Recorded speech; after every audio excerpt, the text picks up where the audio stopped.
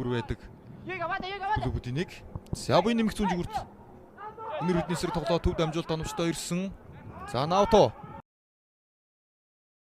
Дамжуулалт зүүнд гаргаад өгсөн Масакигийн хөндлөн дамжуулалт бэлгээ аваа цогсон гол. За буй нэмэх.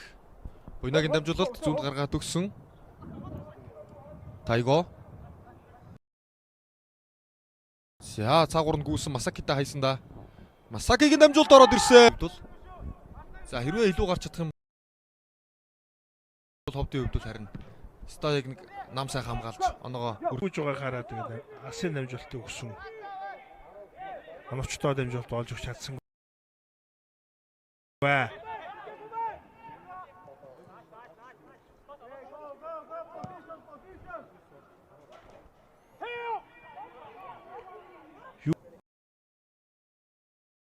За Тайго. Ховдын үлгүүд бөмбөг эзэмшилт илүү байгаа учраас бас нэг яарахгүй бас барьж тоглоо. Бөмбөг аваад үлдсэндээ Масаки салгасан. Замжуулалт гоё доо. Жирардо ч ойлгосон доо. 16 дотор бөмбөгийг удаахгүй урд байгаа тэр давуу байралтай байгаа тоглогчид айлуулах одоо хурд цаанд бөмбөгийг шилжүүлж. За буйнымх ороод ирвэл бас одоо гарааны маш одоо эвгүй сонголтуудын нэг шигшээ огт удагж байгаа тоглогч Гомбатын буйнымх. За бөмбөгийг дутуу гэсэн бөмбөгийг таслаад явсан да. Дамжуулалт гоё шүү. Хаалган цохих боломж.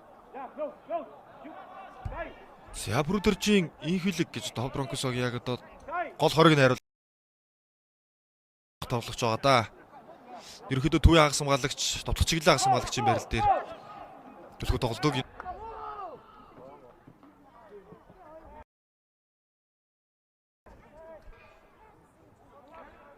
Масаки. За гоё дамжуулалт боллоо доо. За сүүлд 2020 онд Атлетик лиг аврагуулахдаа 30 гол оруулж ирснээс хойш хамгийн олон гол оруулсан. Улирал нь босондоо гоё дамжуулалт байсан. Эрдэнэ бэлэг хамгаалагч хүрээ чиглэлэн жоохон өөрчлөгчлөө. За санаа уусаа маш гоё дамжуулалт юм. Пошийн багуудад тоглож исэн туршлагатай тоглогч байна. 95 онд төрсөн.